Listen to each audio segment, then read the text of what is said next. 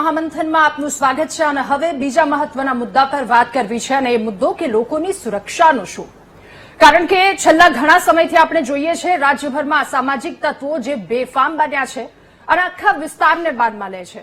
એવી કેટલીય ઘટના સામે આવી. પોલીસ દ્વારા એ ઘટનાનું રીકન્સ્ટ્રક્શન કરવામાં આવ્યું. એ તમામ અસામાજિક લોકો કે જાહેર રોડ રસ્તા પર એ તમામ લોકોને લાવવામાં આવ્યા છે અને હાથ જોડતા એ ગુંડાઓ જનતાની માફી માંગતા, પોલીસની માફી માંગતા એ તમામ લોકો, પરંતુ ત્યારબાદ ફરીને આવી ઘટના રાજ્યભરમાં ઘટે છે.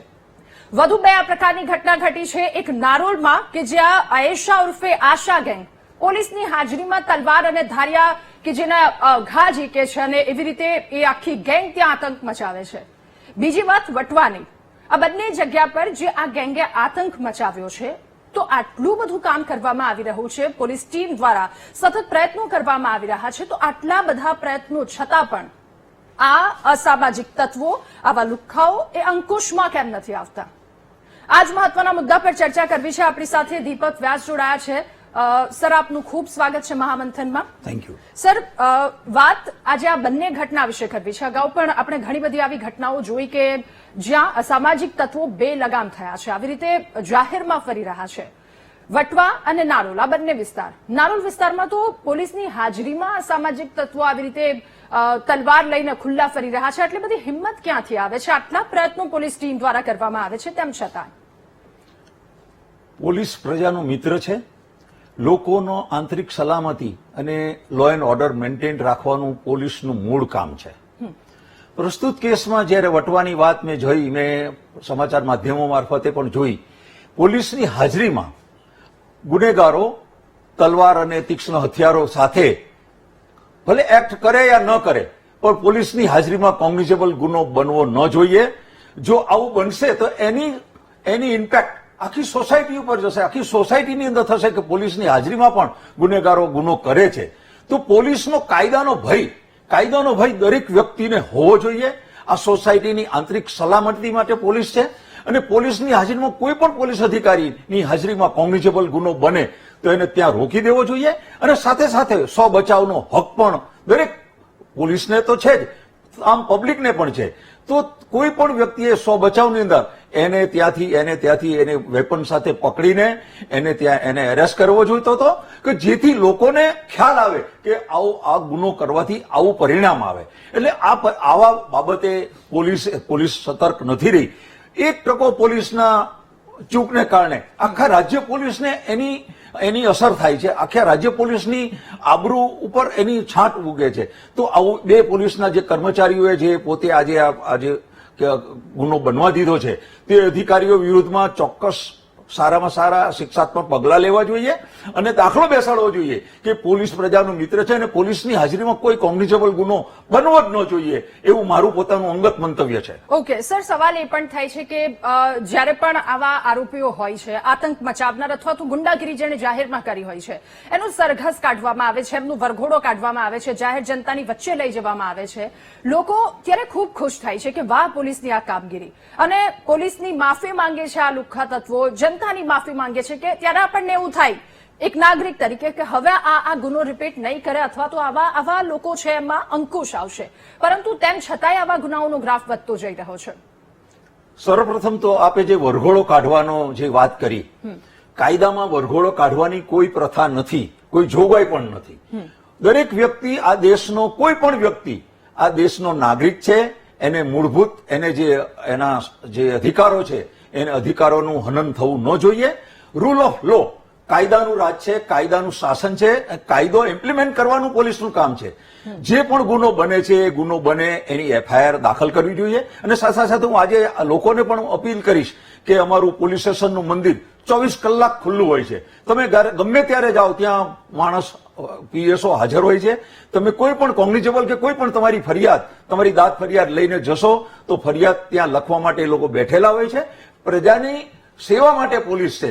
તો પોલીસે આ જે પોલીસના અધિકારીઓ જે છે એ એનો કોન્સેપ્ટ લોકસુખાકારીનો, લોકોનું ભલો કરવા માટેનો કોન્સેપ્ટ હોવો જોઈએ. અને આવો કોઈ પણ વ્યક્તિને આવી રીતે તમે એને સરઘસ કાઢીને એ કરવાનું કામ નથી. કોર્ટ વિલ ડિસાઇડ એ આરોપી વિરુદ્ધમાં સારામાં સારા પુરાવા એકત્ર કરીને કોર્ટની અંદર તમે ચાર્જશીટ કરો અને કોર્ટમાં ચાર્જશીટ થાય અને એને સારા પુરાવા આપો અને કોર્ટ એને સજા કરશે. એટલે રૂલ ઓફ લો કોઈએ તોડવો ન જોઈએ. હું આવા સરઘસ બાબતમાં હું એનો પોતે પર્સનલી એનો વિરોધી છું. ઓકે સર, હવે એક સવાલ એ પણ કે પહેલાનો સમય આજથી 10-20 વર્ષ પહેલાની વાત કરી લઈએ.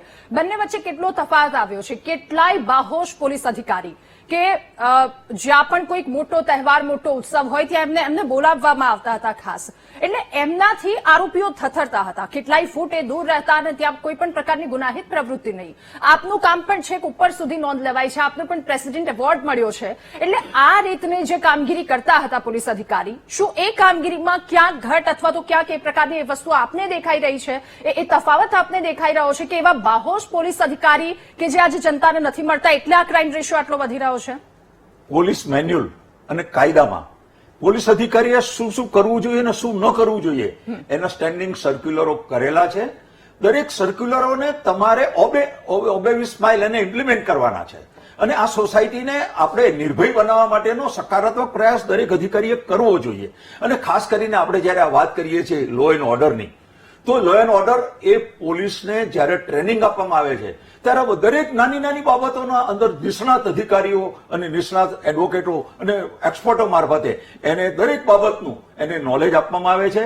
એ નોલેજનો ઉપયોગ લોકોની સેવા માટે અને લોકોના ભલા માટે કરવો જોઈએ. અને આવો બનાવ ફરી ન બને એના માટેની તકેદારી રાખવી જોઈએ દરેક કર્મચારીએ. અને હું તો એવું માનું છું કે કોઈ પણ પોલીસ અધિકારી પોતાનું જ્યુરિડિક્શન ન હોય અને પોતે જતો હોય રસ્તા ઉપર અને આવો કોઈ ગુનો બને તો એ ગુનાની સંદર્ભમાં પોતે પોતાની એક નૈતિક જવાબદારી, પોતાની એકાઉન્ટેબિલિટી સમજીને એને પોઝિટિવ એનર્જી ક્રિએટ કરવી જોઈએ. આ સોસાયટીને, આ લોકશાહીને જીવંત રાખવાનું કામ પોલીસનું છે.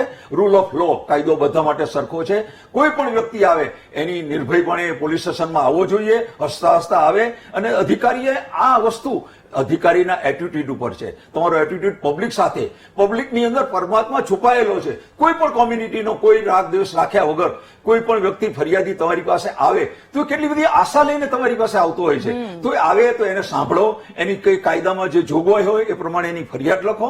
ફરિયાદ લખીને એને એની કોપી મફતમાં આપવાનો કોર્ટનો અને કાયદામાં રિવાજ છે, તમારે એને આપવી જોઈએ. અને કોઈ પણ વ્યક્તિ પોલીસ સ્ટેશનમાં આવે તો એ જ્યારે વ્યક્તિ પોતે કોઈ જગ્યાએ એને રસ્તો ન મળે ત્યારે પોલીસ સ્ટેશનમાં આવતો હોય છે. એ પોલીસ સ્ટેશનનું મંદિર મેન્ટલ રિલીફ કરવાનું પણ એક જગ્યા છે. તો આ રીતે દરેક લોકોને સારી રીતે સંતોષ મળે અને બહાદુરી નથી, ફક્ત કાયદાનું ઇમ્પ્લિમેન્ટ કરે એ બહાદુરી છે.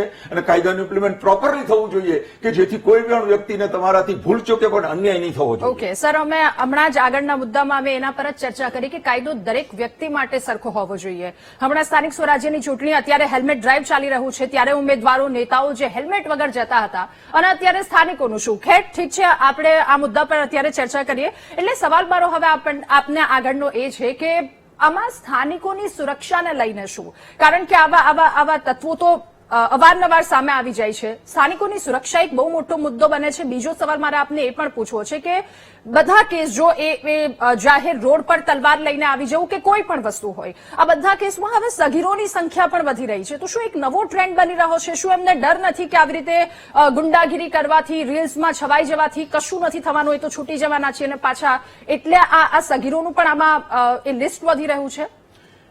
રૂલ ઓફ લો, કાયદાનું શાસન છે. પ્રોપર ઇમ્પ્લિમેન્ટ કરીને કોર્ટની અંદર સમય મર્યાદામાં કેસ ચાલવો જોઈએ.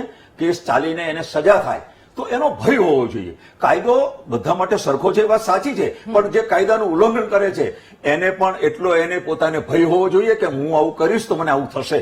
અને ખાસ કરીને આપણે લોકોની સુખાકારી, લોકોનું આંતરિક સલામતીને ધ્યાનમાં રાખીને, એ જ કોન્સેપ્ટ રાખીને આપણે લોકોની સેવા કરવી જોઈએ. અને પોલીસ અધિકારીએ તો ખાસ પોતે આ એક પોલીસ અધિકારીને કેરિયરની અંદર આ એક પોતાનું જીવનમાં પુરવાર કરવાનો સબ્જેક્ટ હોય છે. દરેક વ્યક્તિને પોલીસ સ્ટેશનમાં કાયમ નોકરી નથી મળતી હોતી. તો પોતે જયારે હોય છે ત્યારે લોકોની તમે કેટલી સારી રીતે સેવા કરી શકો છો. લોકોને નિર્ભય બનાવીને લોકોનું આંતરિક જીવન સારી રીતે સુખમય થાય અને સોસાયટી સુમેળપૂર્વક ચાલે, એવા સકારાત્મક પ્રયાસો દરેક પોલીસ અધિકારીએ કરવા જોઈએ. બિલકુલ સર, આપનો ખૂબ આભાર મહામંથનમાં અમારી સાથે જોડાવા બદલ, આ મુદ્દા પર ચર્ચા કરવા બદલ અને તમામ માહિતી સાથે અમારી સાથે રહેવા બદલ આભાર આપનો. Thank you. તો આ સાથે મહામંથનમાં હાલ બસ આટલું જ. વધુ સમાચાર અપડેટ્સ માટે આપ જુઓ VTV ન્યૂઝ. નમસ્કાર.